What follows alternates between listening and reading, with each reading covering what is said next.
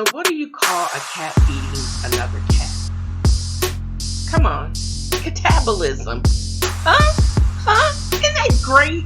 But it's not mine. It's from a 10-year-old from Australia on 90 Day Fiance. Hi. Welcome to another episode of TNFro is reading. Hi, I'm your host, Felicia Baxter. I started out with a joke because what's going on today is no joke, but I thought that gave me a chuckle and I wanted to share it with the audience. So what are you guys doing interesting this wonderful Wine Wednesday? I'm going to be sipping on one of my selections, probably a white. I'm just waiting for it to basically chill. I have some additions to what the effing were you thinking, or just shut up. Nerds learning, reading, and watching. I've discovered Google Projects, and I think I probably am not, or don't completely understand the power of that technology. I'm still trying to slog my way through Karenina. I've been watching, or I did watch, Michelle Obama's The Becoming documentary. Jerry Seinfeld, the last 23 hours, I thought it was hysterical. And also the 4th episode of HBO's Insecure. I just have a few comments on it. And I still didn't beat other podcasters in making those comments, but I think I'm going to be recording that, or at least my version of events, a little bit earlier than maybe, what's homegirl's name? The girl from Ratchet and Respectable. I need to go back. Demetria Lucas. Yeah, she has not. Oh, this must have just posted. It says, "I'm Not Your Superwoman," from April 30th, and I just realized that it's only the 6th of May. The black guy who tips beat me to talking about it. I don't know if they're talking about it on the read, but we shall see. I think Chriselle does have a gig with HBO, and she and another podcaster, I think they call it the Wind Down, or is that the one with Issa Rae? But anyway, somebody's already talked about it. I'm just going to give my little slant, because I actually had to watch it twice to basically make sure that it really didn't suck as bad as I thought it did. And it really did. The second watch confirmed it really didn't suck, y'all. And I will just go and read episode 5 and why the creation of that episode has gotten me jazzed about creating my own script. And I hope you will enjoy this episode as much as I've enjoyed creating it. And thanks for listening.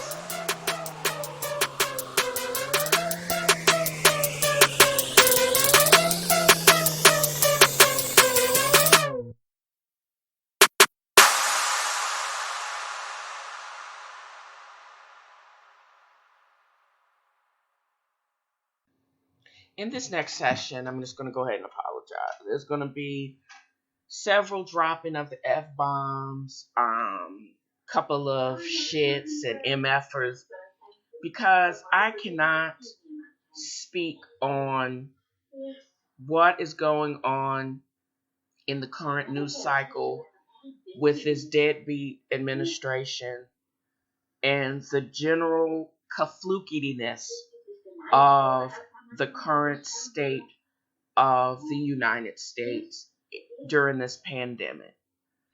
So I believe that this next segment is aptly titled, "What the Fuck?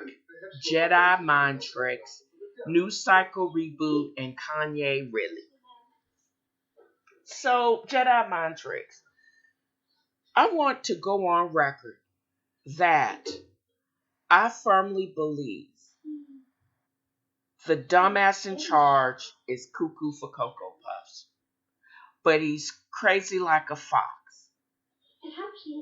He is putting out advertisements and campaign about all the wonderful things he has done in the pandemic. I could go through it and refute each statement that drops from his little fibbity lips.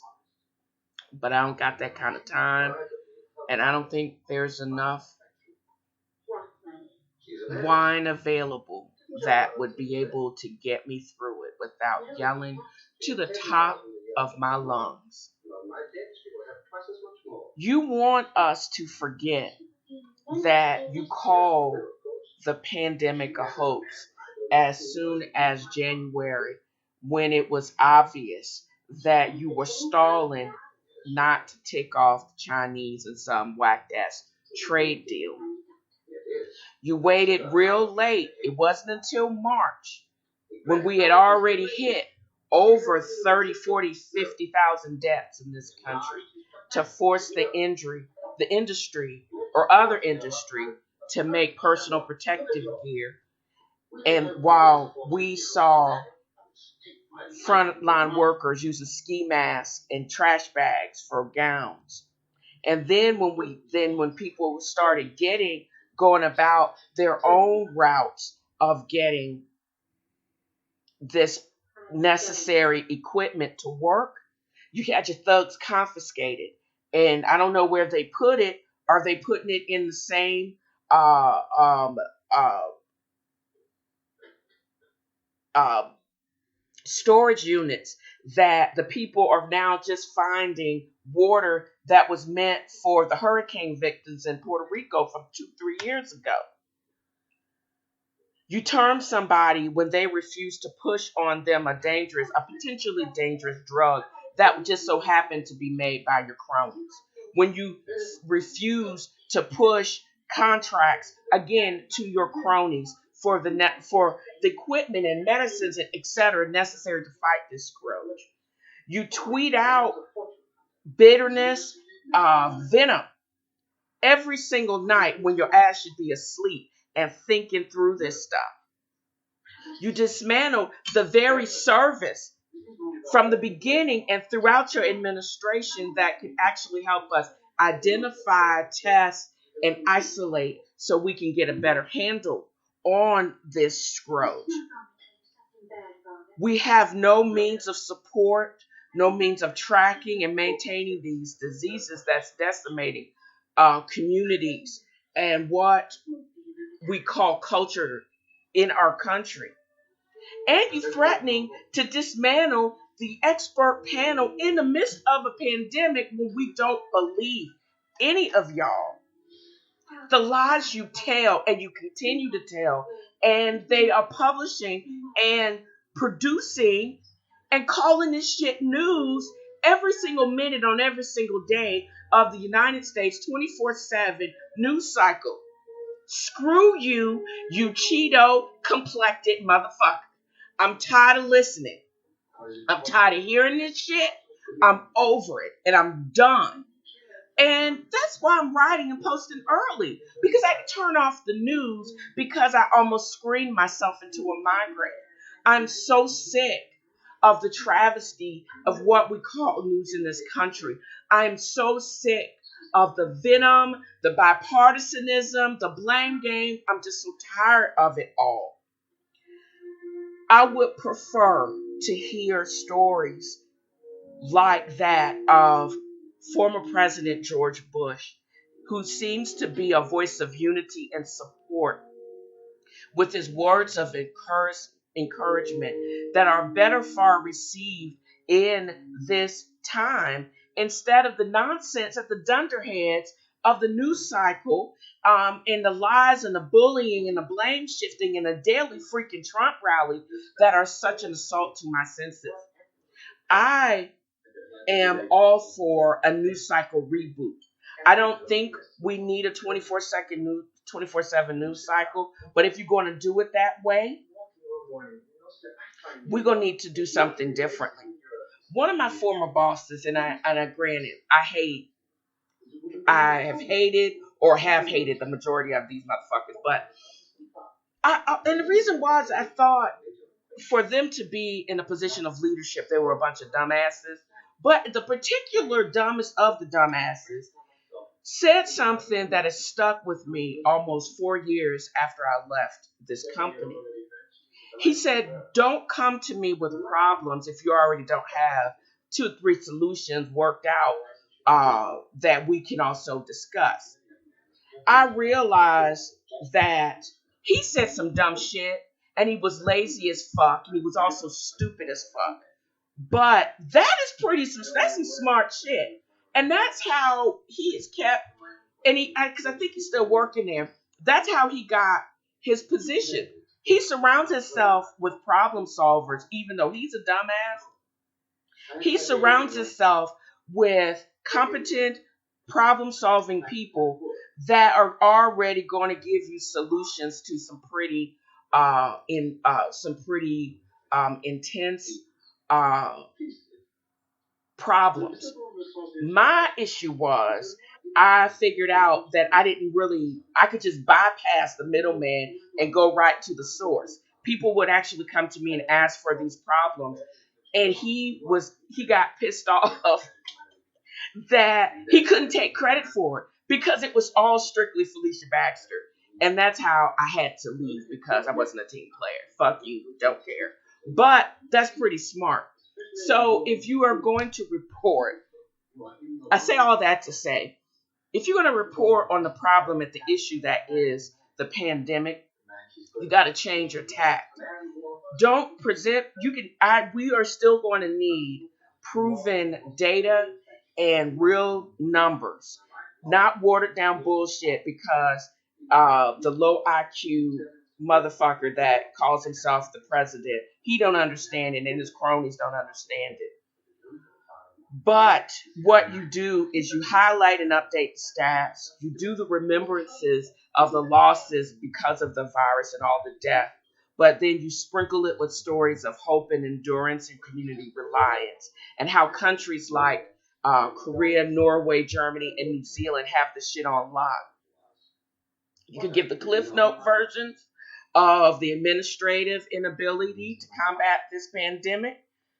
And you can tell your viewers to navigate to Fox, CNN archives, or the news channel that Chomp Industries may or may not buy. If you want to listen to all of that nonsense.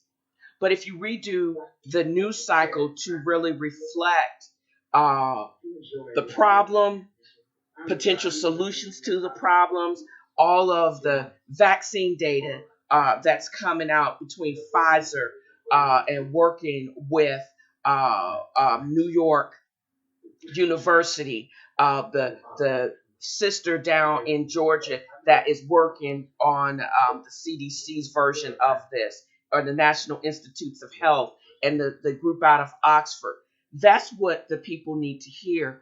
But sprinkling in all the dumb, crazy chump crap, we don't need that. What we do need is this is our problem, potential solutions, and highlights of all of the wonderful things that are happening, that are still happening in our community. The uptick in some innovative ways people are fighting this in this country that is really, when even in the face of not getting guidance. The top of your show, if you're going to highlight the stats, highlight what is being done to correct it. But this, given any version of the chumpster of it all, that's not going to help anybody. And also, rich guy shit, we don't really need to hear why Kanye thinks that the people at Forbes can't count. Evidently, he took issue at number one, not being a billionaire. This was last year. Oh, last year he was only worth 890 million. 890 billion is 110 million short of $1 billion. Sorry, Kanye, they can't count. But they also had to develop what they call a chump factor, because from the time that he has been purporting to be of a rich guy, playboy, from the late 70s, 80s, they had to actually factor in every all of what he says by a third before he actually report. This may represent about how much he's actually worth. So when they applied that to the reported 3.3 billion that Kanye says that he is worth, it dropped it to 1.3 billion. But it was because of who you support. Because no one can believe what he's saying he reports. But number one, we probably can because he don't pay his bills. If you never pay anybody for your folly, then you are probably worth what you say you worth because you don't pay nothing. You don't pay for nothing. But he doesn't factor in all the judgments against them and when he actually files for bankruptcy. And that's why they had to do that factor. But in this time when people are struggling to pay their mortgage, car notes, student loans, thinking about if I got to buy my own insulin to keep me alive versus buying food for my kids, we don't really give a good goddamn. It's not our right. We don't care. Stop reporting that shit. Nah, brah, you just need to go sit down. And I can't imagine how little your mom would be giving a fuck. And you would not be saying and doing any of this shit. Number one, you would be on your meds. But number two, nobody would reporting on this crap. Forbes is a lifestyle flaunting of fine. I get that. But in this particular time, in this pandemic, we don't give a shit about how much Kanye is worth. And that's just me. And as I gave you a warning, I did drop the F-bombs and the motherfuckers and the shits and the goddams. I'm just saying. This particular segment is my venting segment. And that's how I'm going to end that.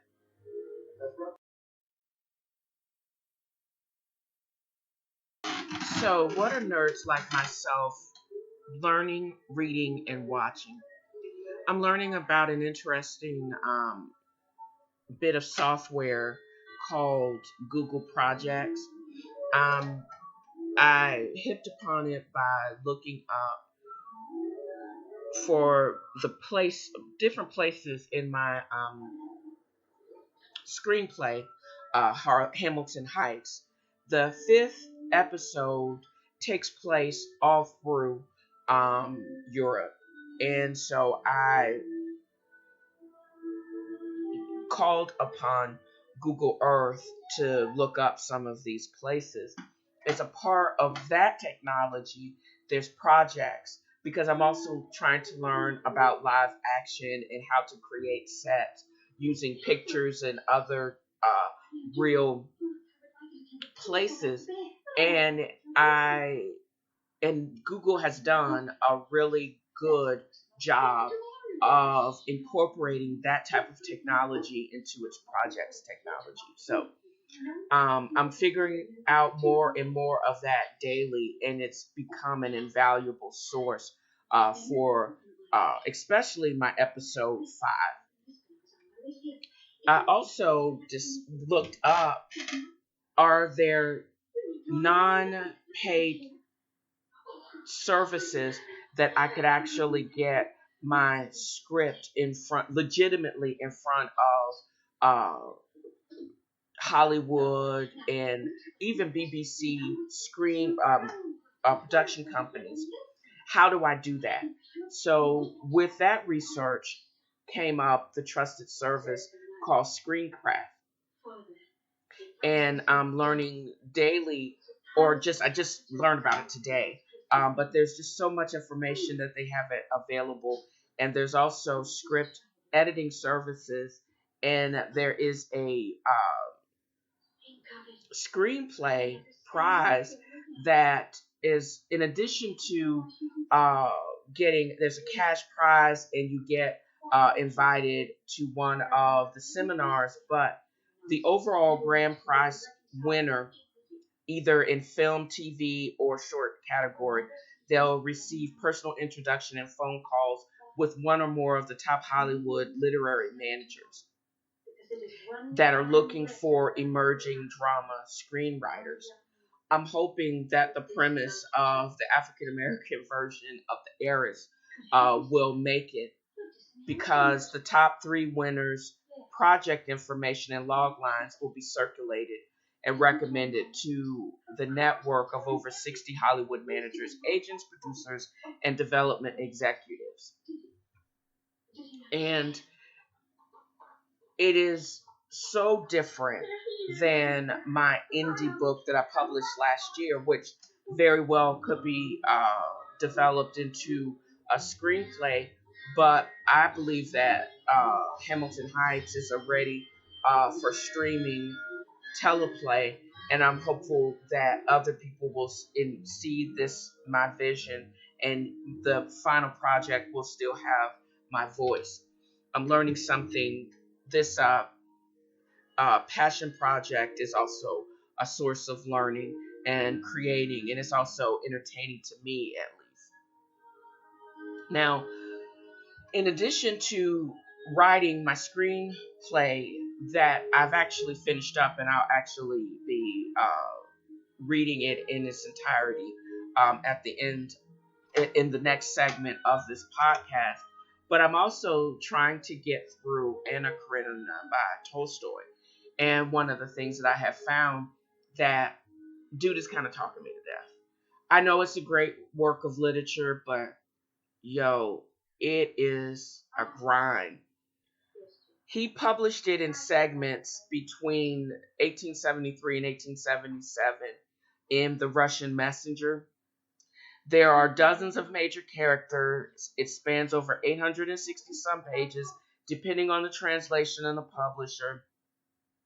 The plot centers around the extramarital affair between Anna and the dashing cavalier officer Vronsky that scandalizes St. Pete's and forces them to flee to Italy. Then they have to come back to Russia, and their lives basically unravel. 800 and some odd pages. I can understand why dude went crazy not too long after the final publication of this book.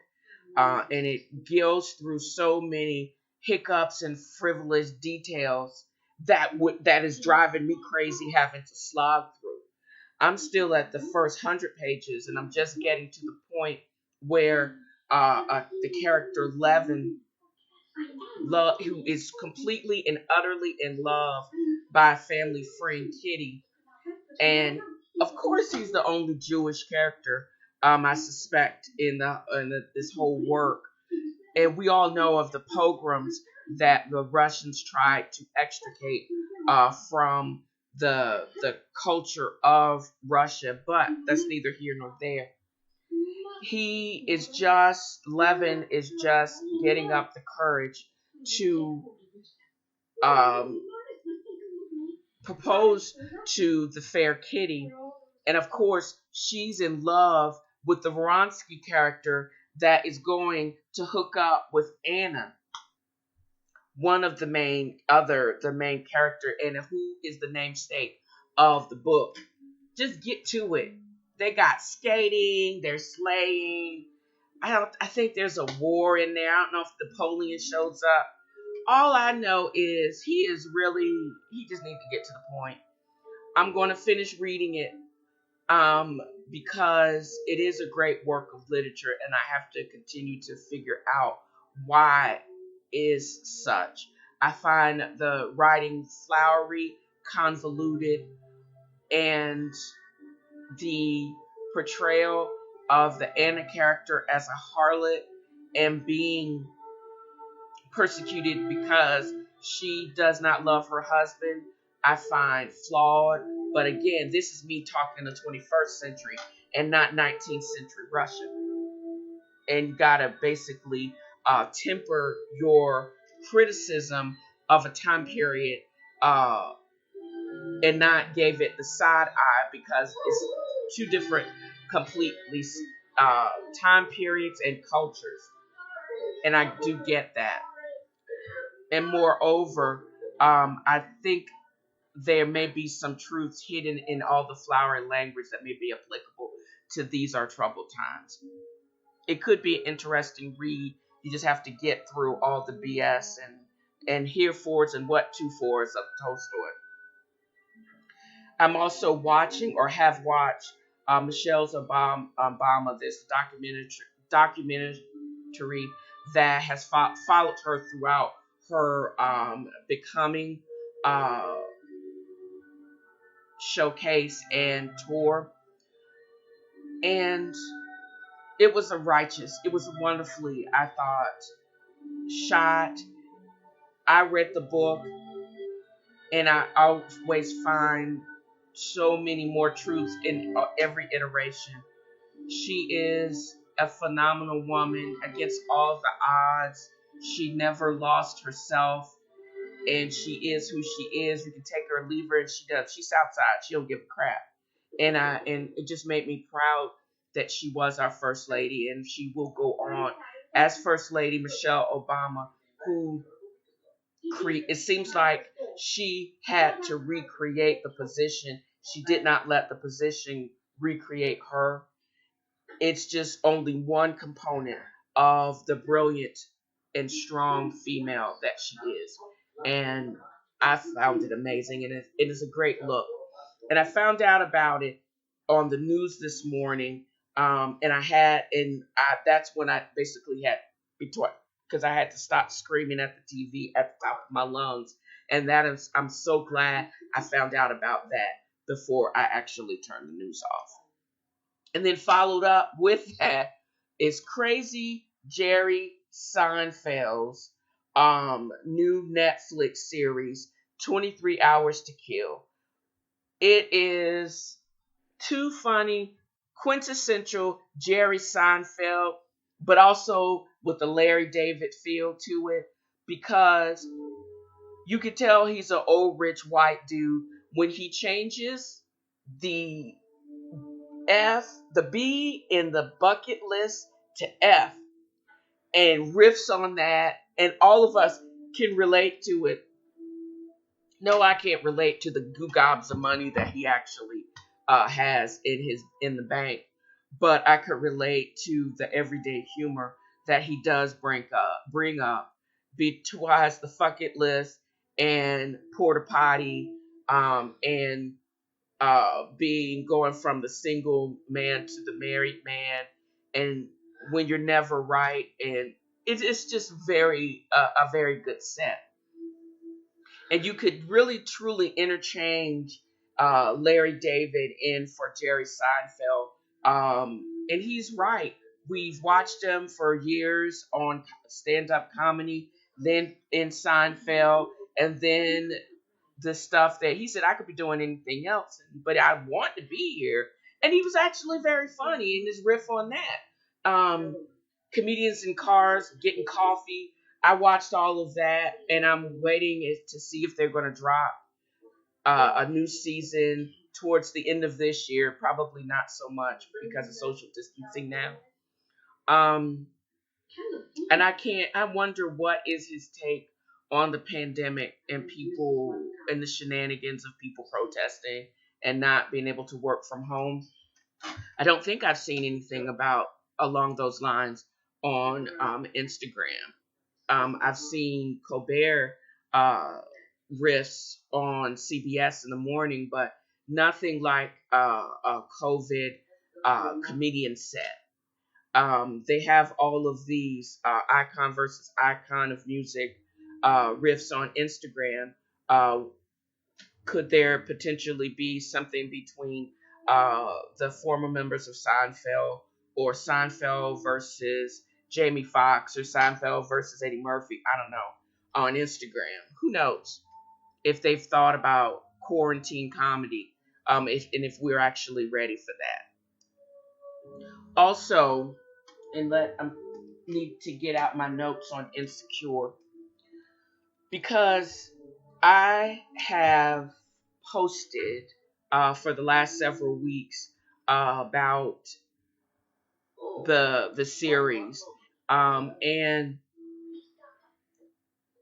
one of the things that I have always and have been really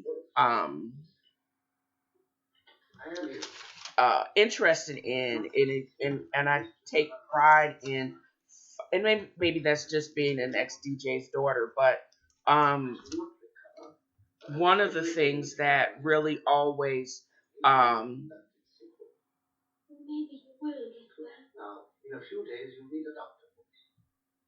would always interested in is the music of the show. I was the first viewing of Insecure for this week, episode 4. I was not impressed at all on the first viewing. I'm actually really happy that I went back and not only watched the first episode of it on the fourth, rewatched the fourth episode, but I'm also happy that I actually was able to um, re-listen and update the Spotify list, because it does um, coincide with my new view of the episode itself. And one of the things that I did realize in the series is just how the music and the characters match the actors. They truly are or become the characters that they're playing. So, and this just goes back, and I had time to think of this too. Oh yeah, it's a celebration. Hey, that's one of the songs, Ready Set, by featuring Big Sean by Casdog, and I'm gonna have to turn that down because it is. But that is also a part of this week's episode, Insecure on HBO, and I've actually embedded the link within the notes. If you go back through the previous episodes, this is Lowkey and Losing It. The first episode was called Lowkey and Feeling Myself, Lowkey and Distant, Lowkey and Thankful, and then, of course, this week's episode. And it really didn't suck on second view. And it was as if the characters were simply overthinking some of the things that, and this is mostly between Molly and Issa. It's a complete breakdown of communication. And they've said in previous years, they've said some whack stuff to each other. So why is it all of a sudden this season that they're taking so issue to the truth of the fact of some of the things that they're saying? It's not like they're being shady. Maybe not so much being shady. They're just giving their opinion, and they're not mixing words. And they just seem like they take their relationship for granted, and they've stopped being able to read each other, or they're reading too much into the slights and the slams that they've been tolerating for years. And I think that they are moving into different realms of their growth, that they're becoming super sensitive because the other person is still reflecting on their shortcomings and piling on about the bad thoughts that they have for themselves, and they are deflecting or reflecting their own low self-esteem issues that they have with their self back on that other person, but they're blaming the other person for being truthful, because they never really learn how to talk to each other. They never learn, and they basically take for granted that the other person is going to not be sensitive and resilient, or just going to come back at them with stuff. And instead of doing that, they basically are shutting down. this is hottest in the city, and I can't remember what section of the show that this actually came from. But everybody is calling Issa up because the block party is becoming the hottest ticket in the city, and that's when she gets a call from her ex Nathan. The issue is the headliner decides to break his contract and uh, reneges on his agreement to actually perform at the show. And she can't get anybody, and just so happens that Molly's boyfriend Andrew is one of the VPs or reps at Live Nation. She asked Molly for help, and Molly is saying, you've been whacked for months now. I'm not going to help you. I'm not going to do anything or ask my boyfriend that I'm probably taken advantage of. I'm not going to risk it all. I'm going to still do my dirt, but I'm not going to risk anything by asking him to help you when I'm not so sure of this relationship. It's a punishment to her.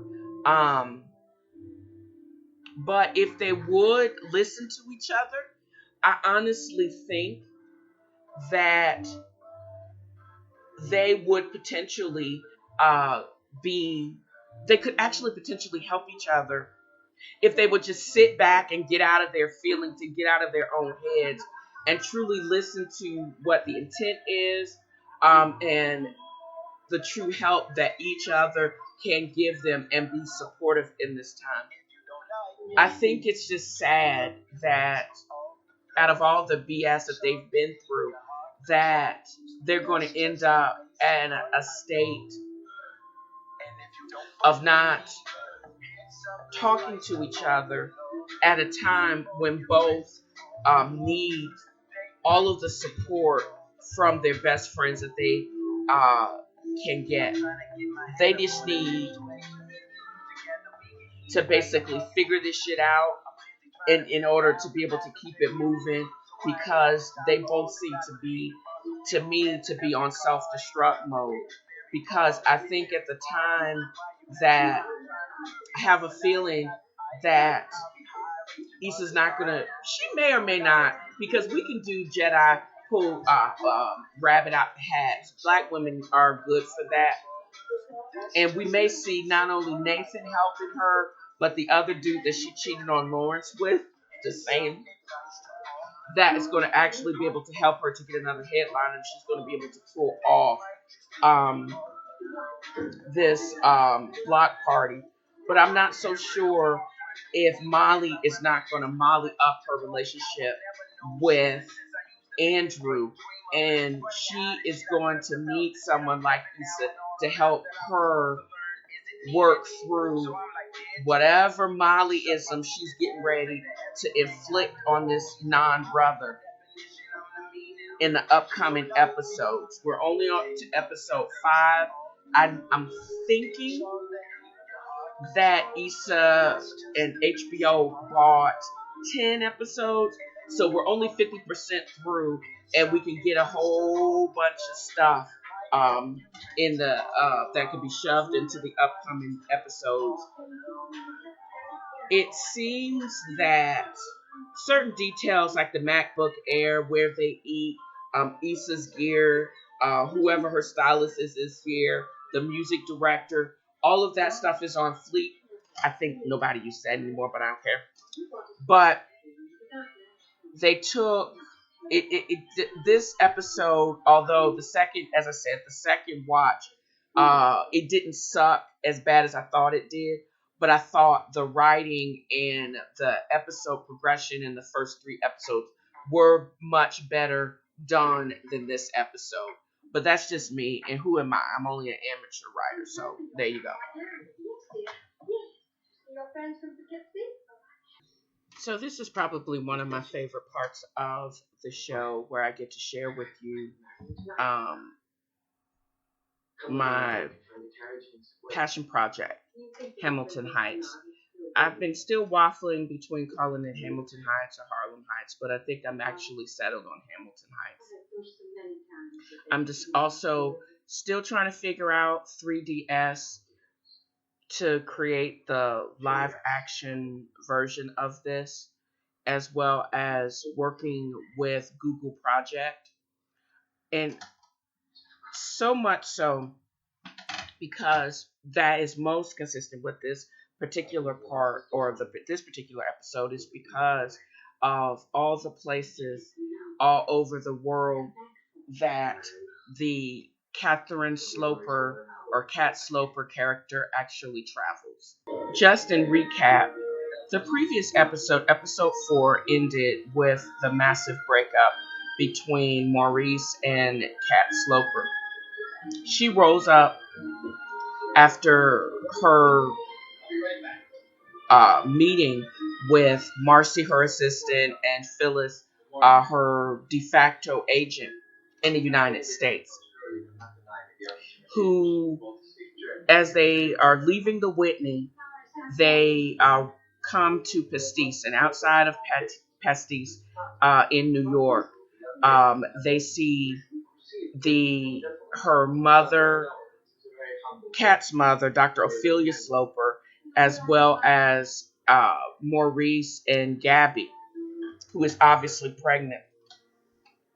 That's how she finds out and is confirmed that he has been screwing around on her because Gabby is knocked up, and it's obvious that he has been banging her. And so they break up. This was like not even a week after Thanksgiving.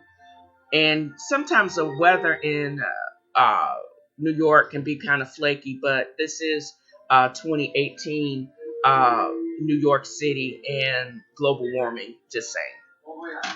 But that's the backdrop of why she ends up going on an extended tour of Europe. And it's apropos that I'm also watching the Heiress, which is based on Henry James' book Washington Park, and I'm up to the part where her father takes Catherine, the white Catherine, on a tour of Europe, and in the book they stay over there for a year.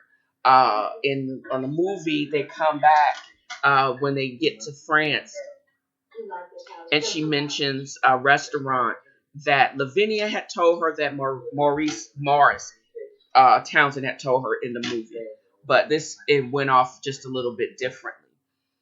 She's actually going overseas to actually work, and the details of this particular book, this particular part of the series itself, we see Mariah Marcy retrieving the vintage Louis Vuitton trunks and luggage stored in a locked portion of the attic to keep it away from the thief in Lavinia and selling it. And also other family members when you think about it. And she purchases the Louis Vuitton actually has their vintage print, but she needed a wheeled multi-directional carry-on. They get the tickets purchased and printed, and everything is packed. And she lands in Heathrow, and outside of customs in the international baggage claim, she sees a tall, sandy-haired, Burberry coat wearing and hat with the hand-painted sign Catherine Sloper. She first sees who would become her agent in Europe, and also just a very good friend, but her first thoughts was this British fop, and he is Paul Joshua Beresford. Beresford is an architect by trade, art enthusiast, and donor by want, but he's also a minor royal. So their conversation is him introducing him to her, finding him. She's obviously tired, but she's been a little dazed because she basically had to pack up her life, and then she's going to Europe She, of course, in usual cat fashion, shakes his hand and gets charcoal because she's been sketching the entire time that she's been flying over from New York, JFK to Heathrow. They get in the car and he drives her to Nottingham. That's where she starts her tour.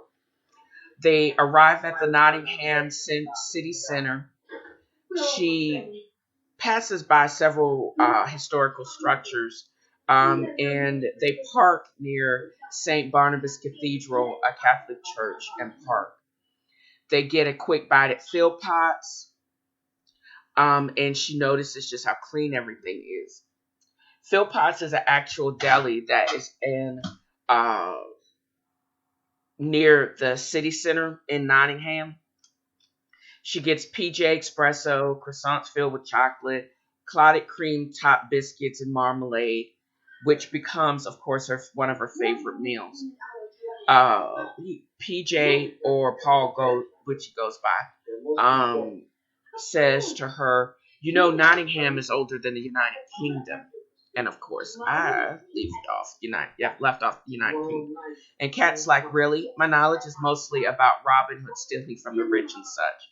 And he says it was renamed in 800 AD or so after the Saxon chieftain named Snot. And she's like, "You mean to tell me?" And she stifles laughter. The original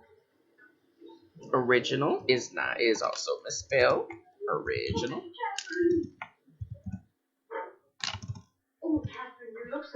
Original. Why won't it take? Okay. Of this burg was Snottingham, and Paul was like, "Yes, originally home of Snot's people," and they both laughed. And you gotta imagine that Paul has the very posh Londoner accent, or whatever accent it is, of Nottingham. I'm not even gonna try it because it sounds crazy. But anyways, he says, then there was the Danish conquerors came in a little after 900 AD, and it became part of the 5 fortified towns with the wall. And then says Cat, kind of like New York City and its outer boroughs. And he says exactly like that. Lots of wars from the time of the changing from snot to knot. And then Cat shakes her head. "I know, bad pun. Nottingham is more than Robin and his merry band. Let's stroll over to one of the oldest Anglican churches." And she says, "Older than St. Barnabas?" And he says, "Yes. And then we can end at the grounds of Nottingham Castle, now a museum." And you see them strolling and chatting as they walk towards St. Pete's. And they arise at the opposing Gothic structure.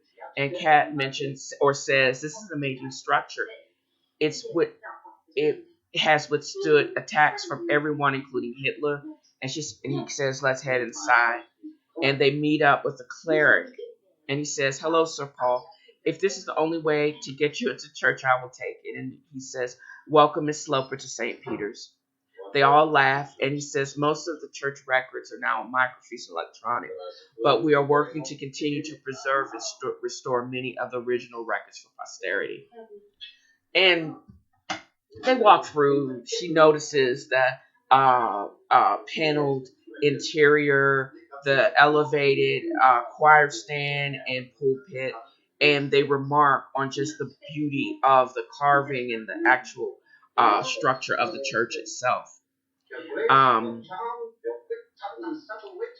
And this, I guess, you could consider this an attempt for Paul to give her a little bit of background information on Nottingham too. So as they go through some of the original records, you see Beresford all over the documents. And Kat says, "Wow, this is your family history." And she points to PJ, and he says, "Yes. Word has it, my family was here when it was Snotsville." And then Kat laughs, and then Kat says, "No, seriously, you goof. Your family has deep roots here. Wait, your family may have known Robin Hood." And he says, "Yeah, maybe poached deer on our lands, but nah, no one that cool as to be part of his merry band. My family predates him. by maybe 600 years. And he says, and then Cat remarks on the documents themselves. She says, these are absolutely beautiful. And then Paul says, family lore has it that many of my ancestors were educated by assisting the clerics in creating the illuminated text. And then the cleric says, yes, before we had an organized university, the landed gentry would send their sons to church to complete their education through the church. Some of the best texts created right here. Paul says one of the prettiest texts was created by another one of my ancestors at the age of 13 while suffering from TB. And Kat says, wow, the colors and the details are amazing. And they said that she may have been delusional because of her high fevers and her moments of lucidity. She would create these works. That is at least what the nurse who tended her at her bedside said. The journal was kept over the 4 months she suffered and would eventually die a few days before her 14th birthday. Kat says, I'm sorry, besides us, has her work ever been shown? And Paul says, no, not really, maybe in the future. And then the cleric says, Miss Sloper. And she's like, okay, oh, please call me Kat. And he says, oh, Kat.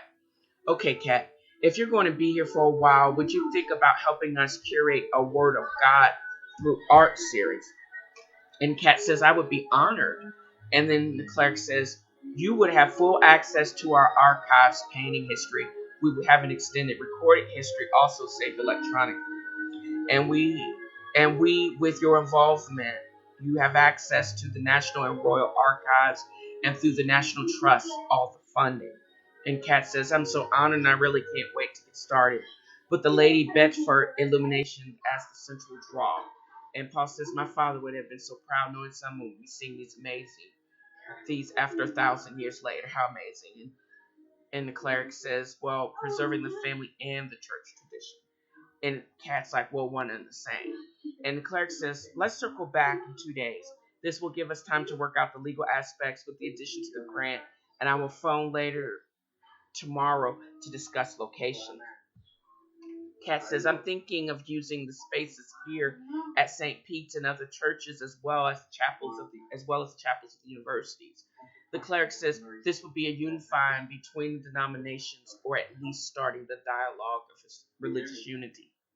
And Kat says through art, started by a yank from Harlem. And then Paul says a yank from Harlem. I like that. Wow, this is going to be huge. So further in the story, Catherine and the cleric agreed to speak the next morning, so they exchanged numbers.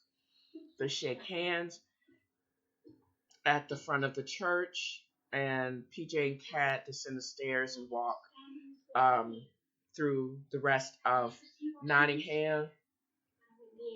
They get cups of gelée at the cart, and I'm thinking the weather could go either way. I'm assuming this is an uncharacteristically warm day in December. And as they continue towards St. Peter's, leaving St. Peter's, they arrive at Nottingham Castle. They walk through there, and I hope I did a good job of portraying the passage of time. They get to Nottingham late morning because it takes a overnight flight from JFK to Heathrow. By the time they get to the Nottingham Now Museum, Kat takes her time and she sketches quickly different artifacts and items from the Middle Ages and paintings. They come to a massive painting of a local manor home called Wolford Hall. And Kat remarks how this place is right out of Downton Abbey. And Paul says, well, do all Americans think Brits live in castles like this? And then, of course, Paul would say, do all Americans think Brits live in castles like this? And Kat, not nowadays. Well, at least I don't. But I'm a black artist from Harlem, so definitely not. She stops and turns towards PJ. Kat, wait. landed gentry education. Sir Paul, dude, are you a prince or something? And Paul says, Phyllis didn't tell you? And she says, she told me you were an architect and undercover artist. And Paul says, oh, well, that's part of it.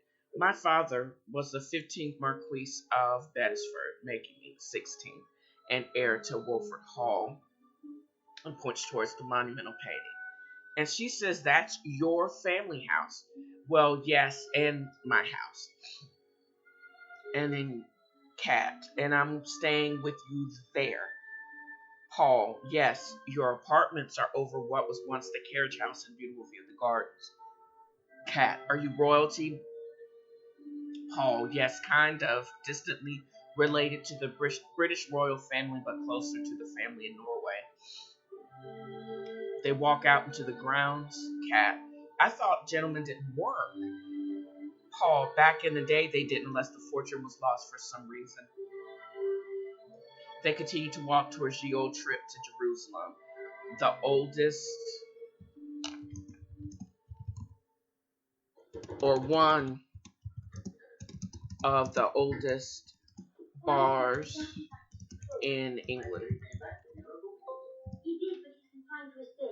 And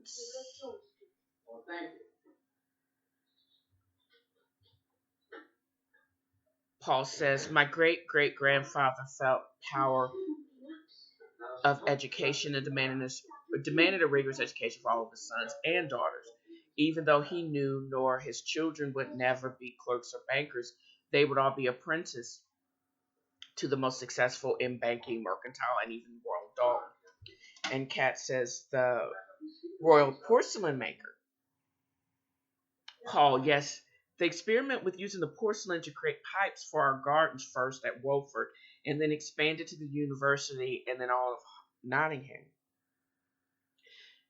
Cat, they were able to save and invest for your family and future generations. Paul, yes, none of the generations had less than 3 or 4 sons. I'm the oldest of 5. Cat, wow, that's crazy. I'm the youngest of 4. Paul, yes, Phyllis told me about your brother AJ. I'm so sorry. Cat, thanks, but that's okay. I remember him the most because he was the best big brother.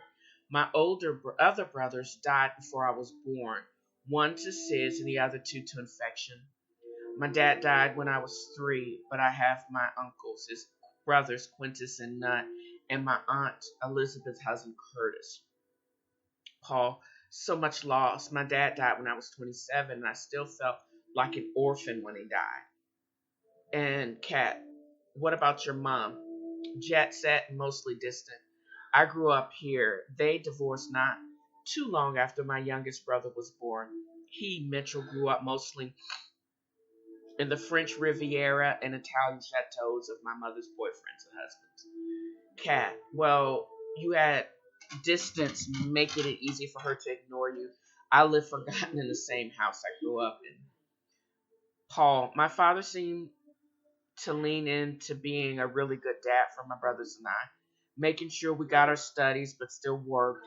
He was a historian, also a trained architect, which comes in handy with an old home like Wolford. Sipping from their pints of dark ale, Paul notices the time. Oh, wow, we better get moving. I want you to get a good view of Wolford in the evening light. And Kat, I can't wait. Paul pays the check and they head out back towards the Land Rover. And that's the end of that scene.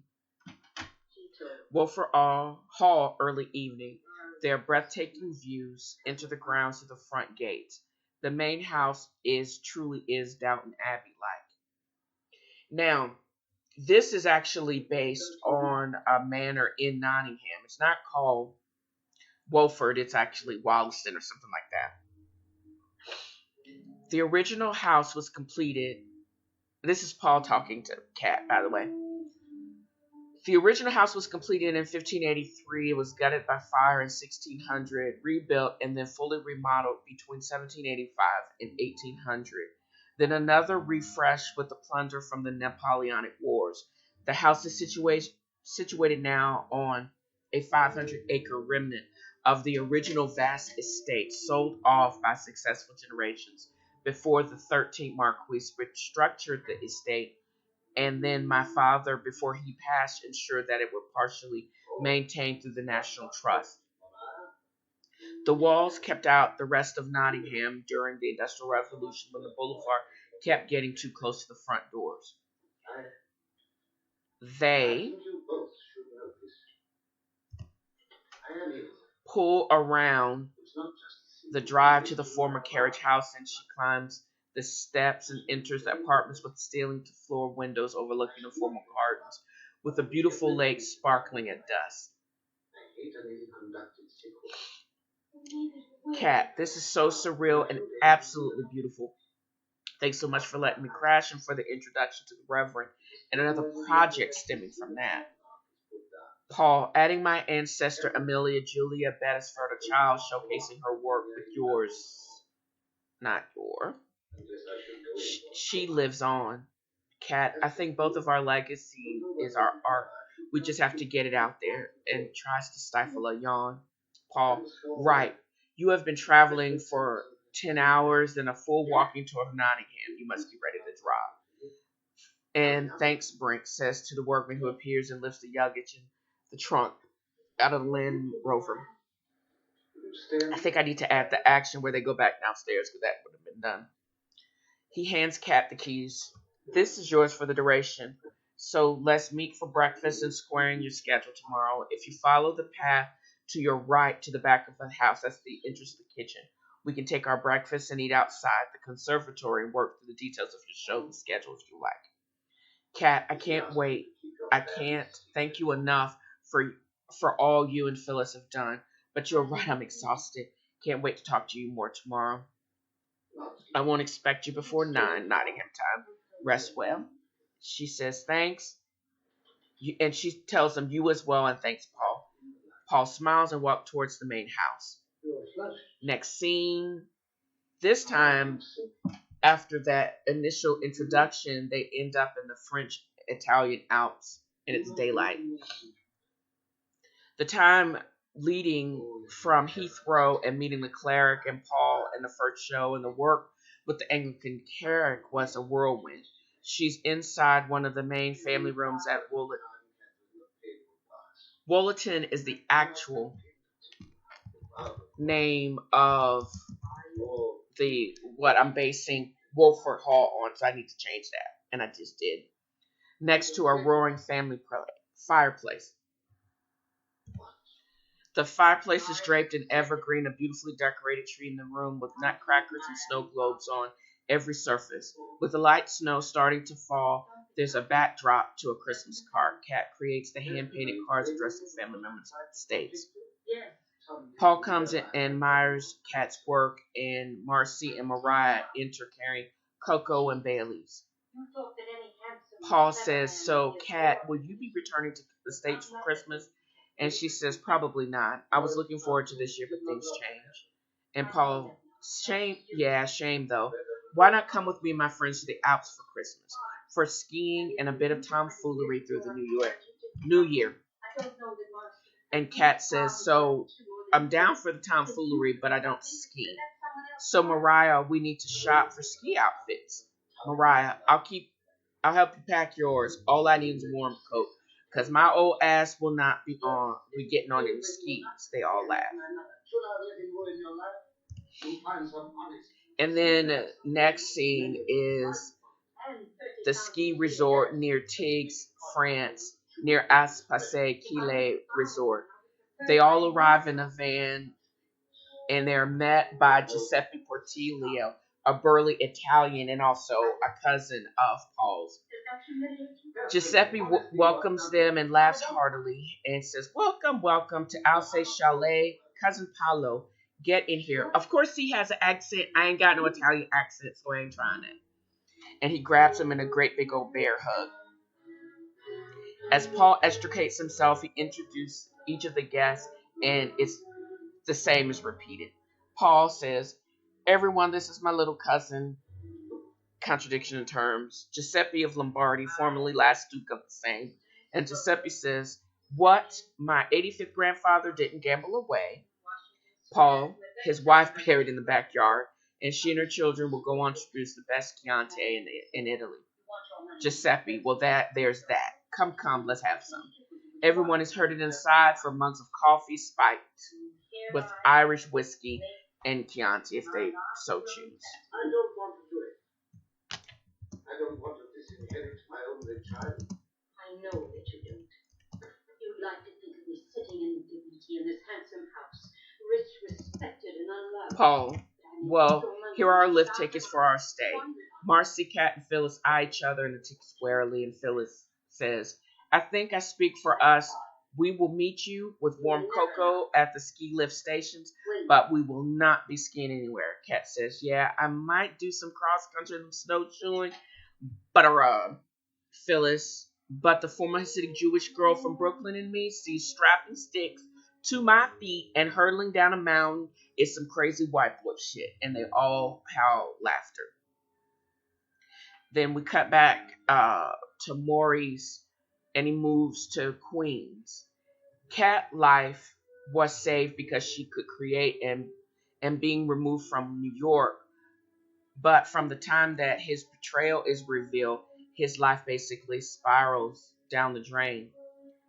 Shows up for work and Nut takes his apron and keys to the truck and gives him his last check.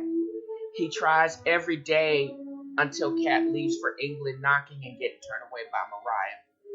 He shows up the third night and is bounced down the stairs by Quintus and Nut. We see him standing in line for unemployment, but then he gets picked up in the back at an industrial dry cleaners in Brooklyn. Returns home in the dead of winter in New York, NYC, to a notice to vacate on his apartment door. He snatches the notice off and bounces up the steps to his sister's front door and knocks. And Maurice, you can't be serious with this because I'm not with your poor little cat. Miss Montgomery, poor Cat, she seems to be doing fine. It's your trifling ass. You getting put out because of 4 months behind in your rent, and Cat don't need your dumb ass fucking that tramp Gabby. What is wrong with you? Maurice, I just got work after a family canned me. Where am I supposed to go? Miss Montgomery, don't know. Should have thought about that before the family caught you on the security cameras at their co-op screwing whoever in the alley like you were daring them to do something. I got it. Stay with one of those hoes. I ain't got no space for you here. You got 72 hours to clear out your shit or it's going to get sat on the curb. Closes and locks the door. Maurice texts somebody and heads towards the subway. This is now at Elizabeth's Salon, Harlem, also in the winter. Cat sketches and paint children in the snow, skiing without poles, watercolors, and pastels. She would become the younger Beresfords would, because Paul actually has nieces and nephews, and then he has a bunch of cousins. They would become the de facto social media managers. With Marcy's help, they would start posting her artwork and shorts online with the hashtag, This Black Girl Does Not Downhill Ski, and Harlem Forever in the Alps, and those go viral. Lavinia storms into the shop waving her phone. Lavinia, you see this shit? And Elizabeth says, watch your mouth. Looks at the iPad. A very pregnant Marion comes from the back room.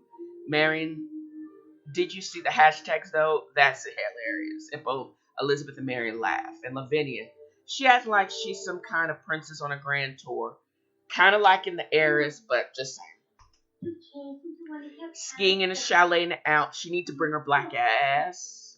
Spelled that wrong. Home. Elizabeth pauses. She says, yeah, you got the notice then. And Lavinia's sitting hard. I've lived there for 20 years and now I'm out. Where am I supposed to go? Marion, Aunt Lavinia, you're moving? Why exactly? Mama, what is she talking about? Elizabeth, Lavinia, this is like Groundhog Day. We had the discussion 30 years ago. You knew how the house on 141st was set up. Marion, your Uncle AJ put the house and the family property all in a protected trust before he left for Granada. The only way Lavinia and Ophelia could live there was if it was also occupied by one of his offsprings. Selfish little swiping through the Instagram. She ain't even trying to come home.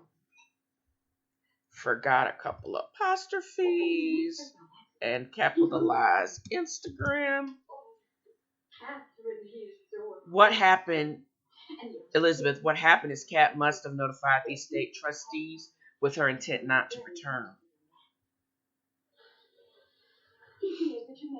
Lavinia is selfish. I'm getting put out of my own daddy's house.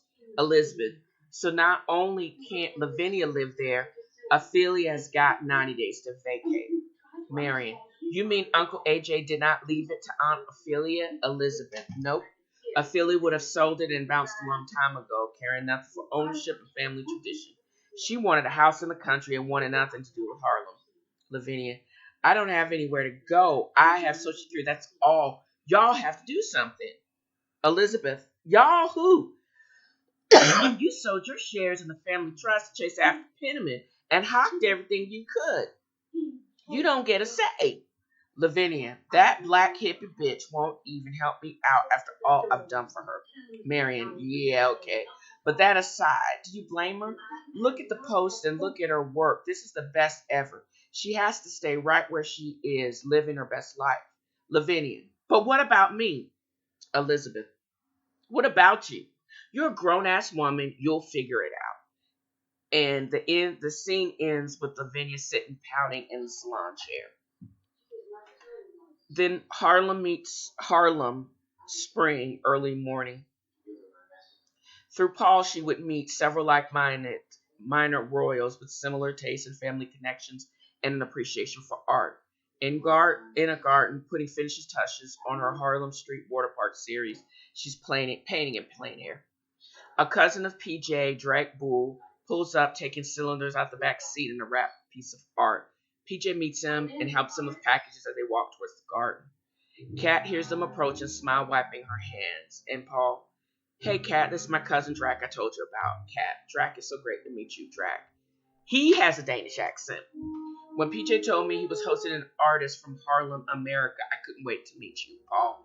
Well, we've been planning shows here in the UK and several galleries in Amsterdam have expressed interest too. But when I told them of the rest of the Children of Harlem series and our family priestess, Drac, I couldn't wait. I had to meet you and how we can join Harlem with Harlem. He starts unwrapping and unfurling the large portrait of the folk painting, beautiful children in puff sleeves, hanging full of tulips. And Cat says, this is so beautiful. Drac, this was a painting by her. He hands her a miniature of a beautiful young woman. This is our 12 times great-grandfather's only daughter, Gina, the spinster. She was like the fourth born of like 9 kids. She received more of an education because she proved more talented than her brothers as an artist in painting and music. But for some reason, she was a math whiz and worked as a secretary for her father and the company almost until she retired to her houseboat in Amsterdam. Drake.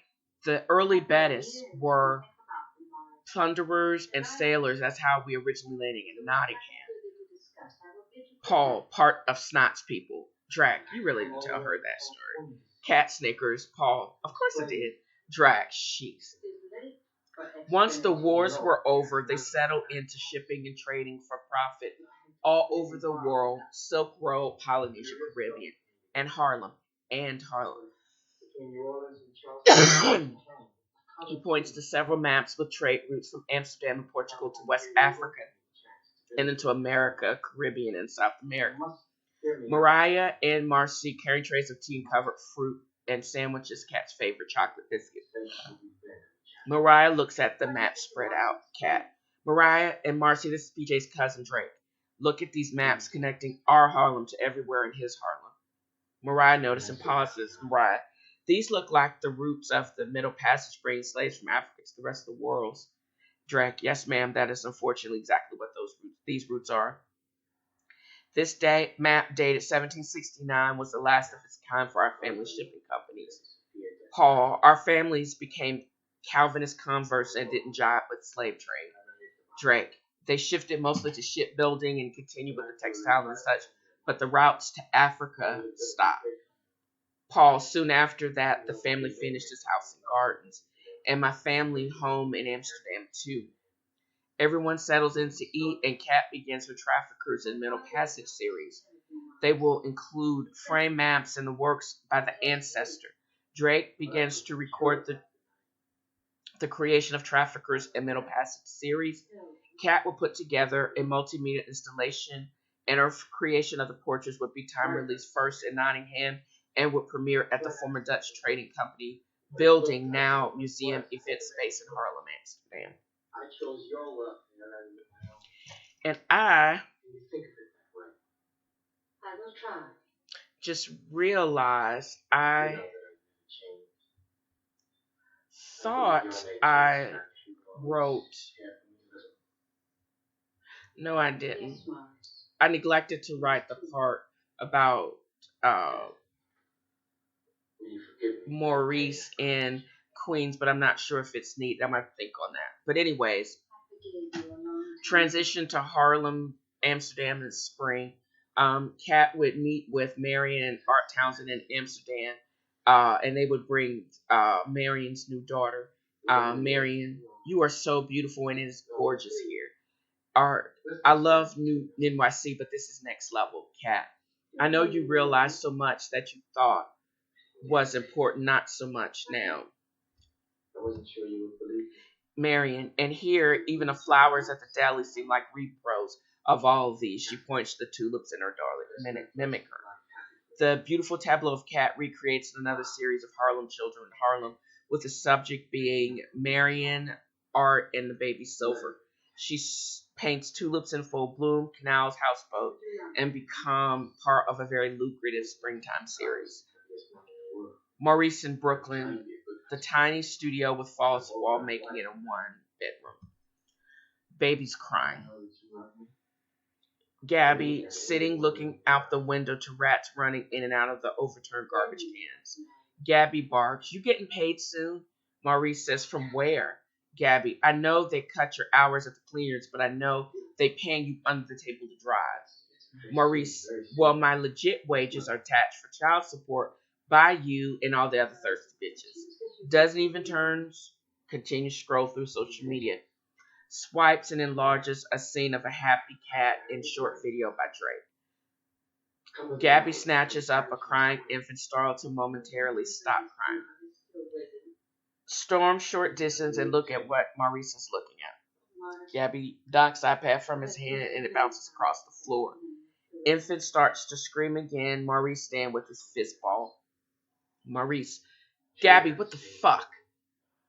Gabby pushes the baby in his arms. "Since you got time to stalk your ex online, this thirsty bitch is taking her ass to get a drink. He needs formula, diapers, big baller. Bye." And then she leaves, and then Maurice says shit. She grabs her purse and slams the door. Come back for me. Maurice picks the iPad with a fresh crack.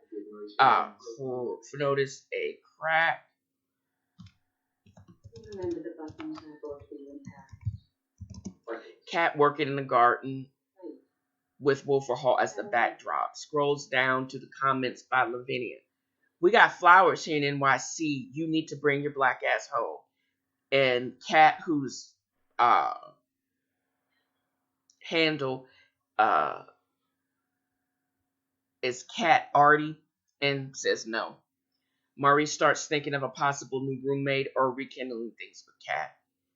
Pat sniffling baby on the back as he sends Lavinia a text.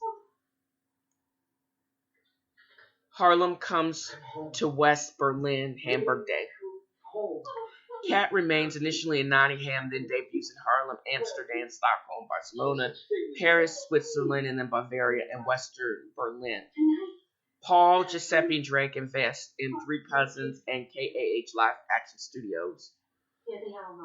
Beautiful summer day in her townhouse in West Berlin, and a FaceTime call is received. Cat, "Hey, Auntie Elizabeth. Elizabeth, hey, beautiful. Oh, that is so beautiful. Are you still in Hamburg?" Cat, "For now. Phyllis is setting up a gallery here in former synagogue of all places. Massive event plan the second week of November. Elizabeth, so you'll be able to come home for Thanksgiving? Cat, nah, other shows planned through 2020. Elizabeth says, oh, Cat, FaceTime is nice, but everyone would love to see you. Maybe even your mom. Cat, doubt that seriously. I've been only heard from her through her lawyer threatening after the eviction. Elizabeth, yeah, she's ticked off living in Connecticut with her mother and your jailbird uncle. She has to take the train into work. Cat, it's crazy. She really didn't want me at home, but mad I wouldn't move back so she can move back to the house she never wanted to live in. Elizabeth, so you know about why your dad AJ set up the trust the way he did? Cat, yeah, Uncle Quintus told me when I turned 18. She actually called me to make sure I would send back anything that Mariah or Marcy may have accidentally packed with my things and where to forward my junk mail. Elizabeth, it's just sad she doesn't know what to say, Cat. Her silence has always been telling she got what she wanted. I'm not with Maurice, and I'm not in her life. Pause the ringing of another call, Cat. Aunt Lavinia knows how to use FaceTime. Elizabeth, girl. Lavinia, face real close to the camera, and she's hollering. Hey, girl, can you hear me? Elizabeth, oh, Jesus, Lavinia, back up and stop hollering. Cat snickering. Lavinia, how is my movie star niece? Cat, I'm not a movie star. Lavinia, looks like it to me. How's the Kaiser girl? Elizabeth rolls her eyes and sighs. Cat, dead for 100 years. What's up? What's up, Aunt Lavinia? Lavinia, oh, nothing. Same old, around Casa, Brooklyn. Mariah walks into the frame, bringing in a teapot and 2 cups. Lavinia, oh, I see the defector's there. We will wonder what happened to your ass. Mariah, I go where Mr. AJ's kids go, so hush up and stop talking crazy. Mariah pours Cat tea and they share cookies. Cat, wait, Casa Brooklyn? Elizabeth, yeah, the family has 7 brownstones in Williamsburg, so the trustees gave her the task of on-site management. Cat, really? Lavinia, it's not Harlem, but it'll do. Cat, Lavinia, guess who I saw? Cat, I wouldn't know Aunt who. Lavinia, Maurice. Mariah slams down her glass. Lord have mercy. Cat, and Lavinia, he texted me how I was doing and told me he was in Brooklyn. Still just as handsome, bow legs, tight jeans. Cat, yeah, deets his baby mamas would be interested in. Lavinia, oh, that tramp cunt, Gabby, all of them yell Lavinia. Lavinia, she bounced, leaving that baby with Maurice to care for. Since his sister put him out, he has no one. Cat, that definitely is a shame. She blows on her tea. Lavinia, he came over, bringing donuts from dough and coffee just like old time. He kept wanting to know about you. I showed him all your posts on the gram. He seemed really impressed and wanted to know, were you dating any of those white boys in the pictures? Really impressed with everything you did over there. Elizabeth, I guess he would be. She's living her best life all over Europe, and he's stuck in a Brooklyn tenement.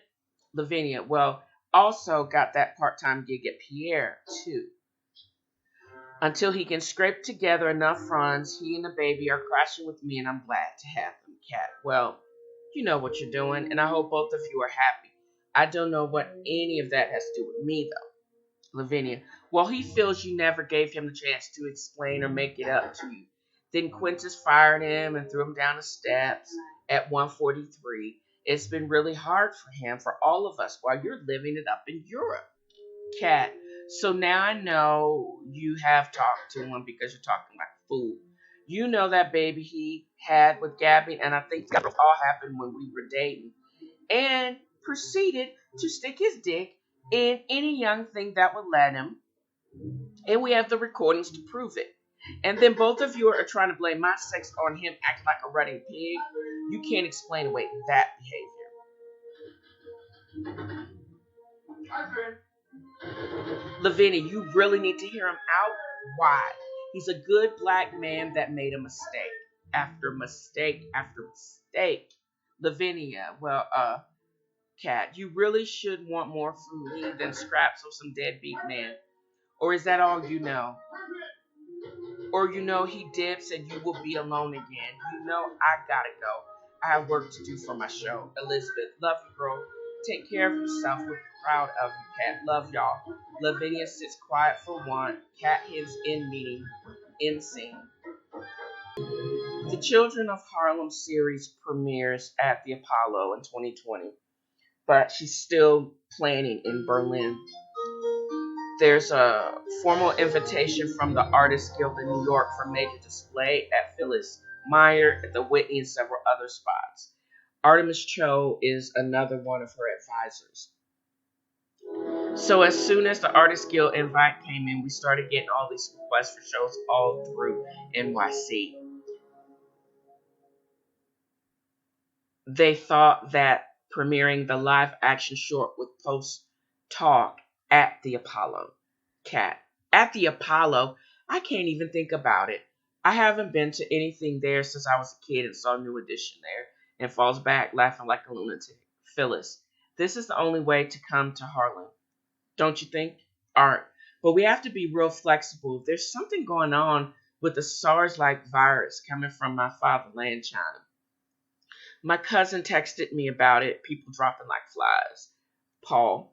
So you don't think you guys just sit tight here in Berlin to wait this out?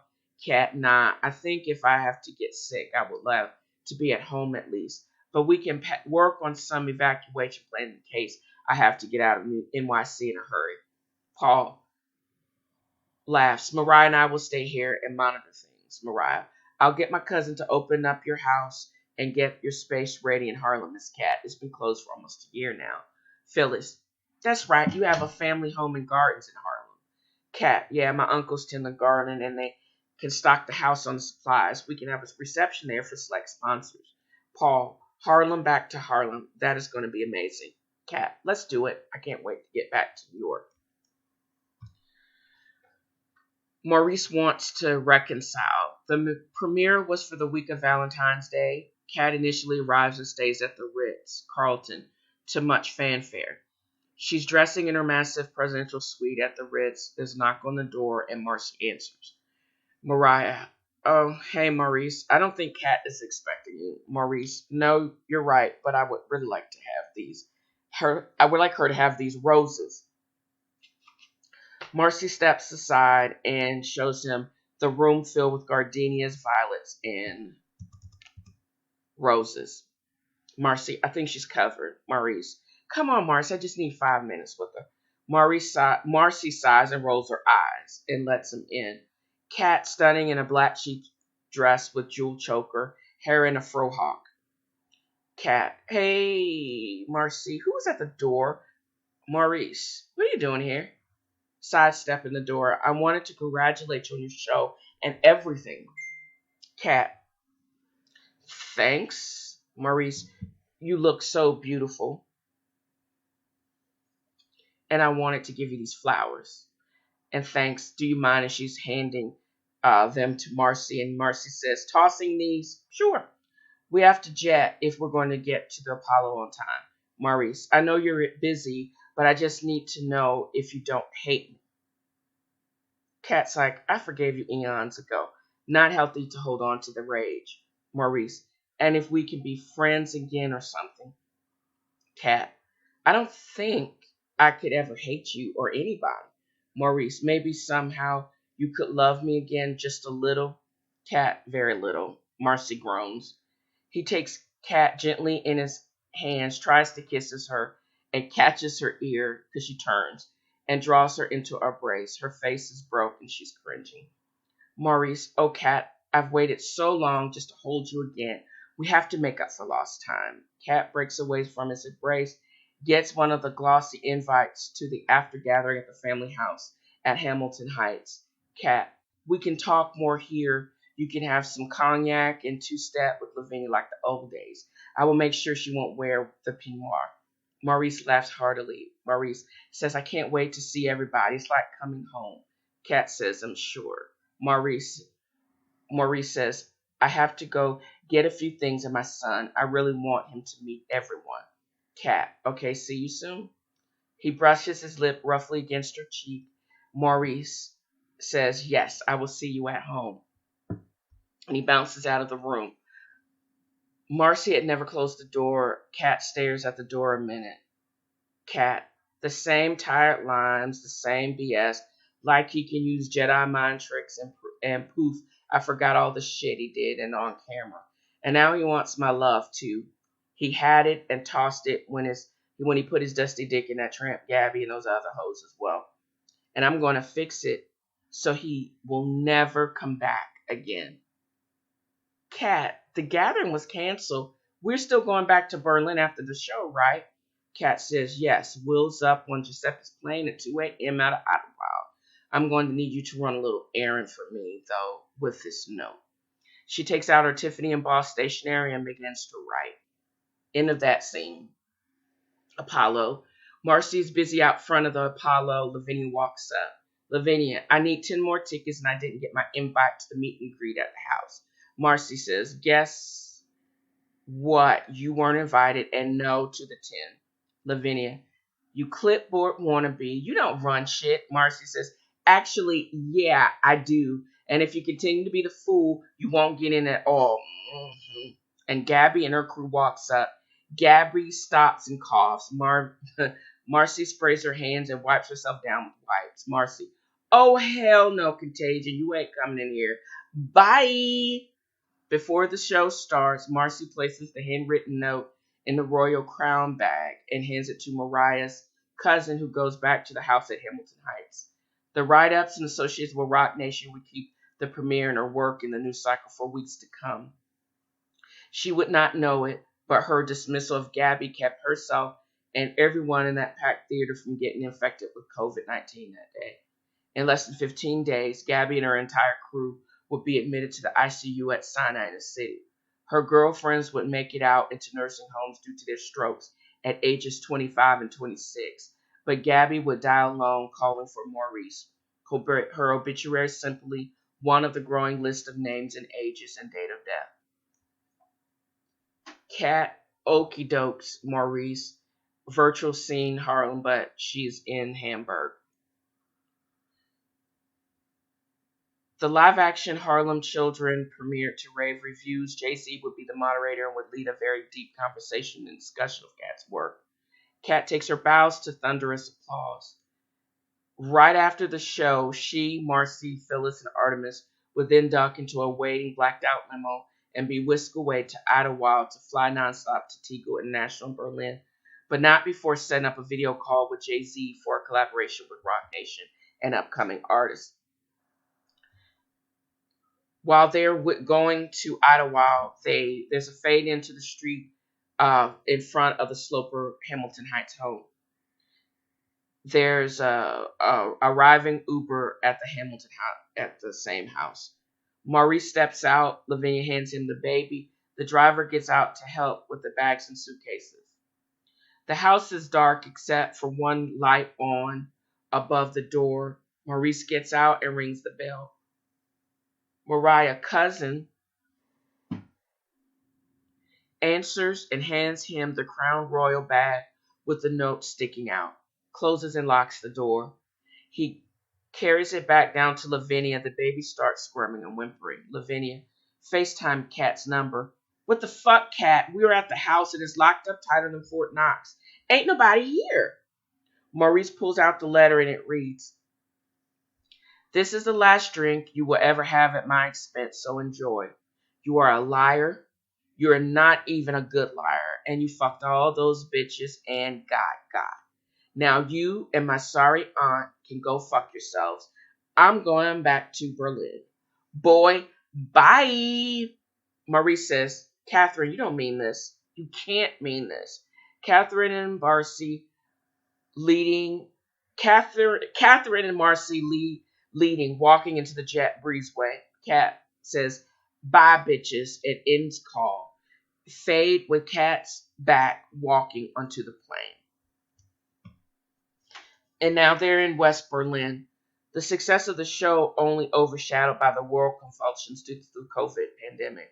With worldwide shutdown and the international stay-at-home order, Zoom and FaceTime meetings become the new normal, but Kat and her contacts and team had already used this technology prior to the pandemic. the ring of her Facebook portal in the entrance hall, and Mariah, the elderly pro, answers. She walks into the brightly lit conservatory to find a seated Cat. Mariah, Miss Cat is your mother's ICU nurse. She's asking for you. Cat sitting in the full sun overlooking the Elba. Cat sighs and says, "It's too late, Mariah." Mariah says, "Yes, it sure is." Mariah goes back to the entranceway. Then there's the scene cuts to the ICU room at Harlem Hospital. And then in the bed, the isolation room in the bed, Philly is on a ventilator. The nurse in full isolation PPE shakes her head. One tear runs down Philly's cheek. The audience hears 2 beats from the heart monitor and then the flat line. Fade out, end script.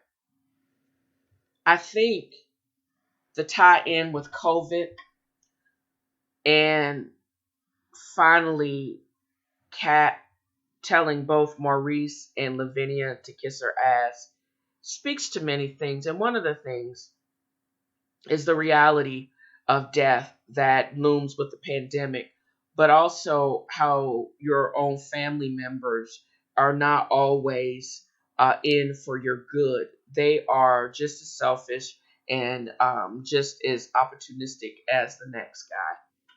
And how it is also a good thing that Kat didn't waste her time with Maurice the lowlife. That is why I think the whole premise of girl power and black girls rock, that kind of theme, I would love for this story to be told.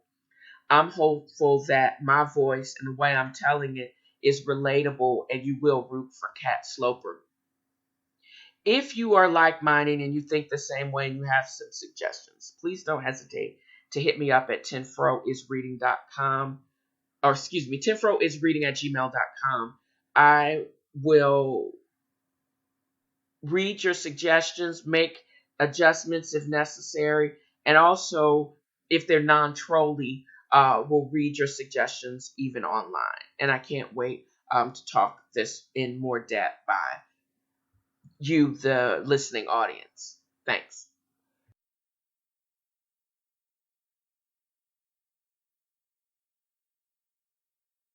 This podcast is my path of entertainment and a form of therapy and an outlet for creative freedom. But if you don't have this outlet and you're struggling with depression, anxiety, or addiction, call 1-800-273-8255.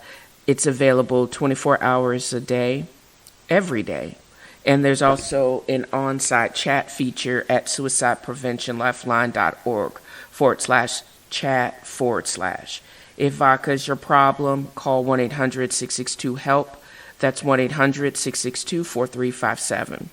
Then there's also apps like Talkspace and Doctor on Demand that will actually be able to help you right where you are in the privacy of your car at a fraction of the cost of conventional therapy.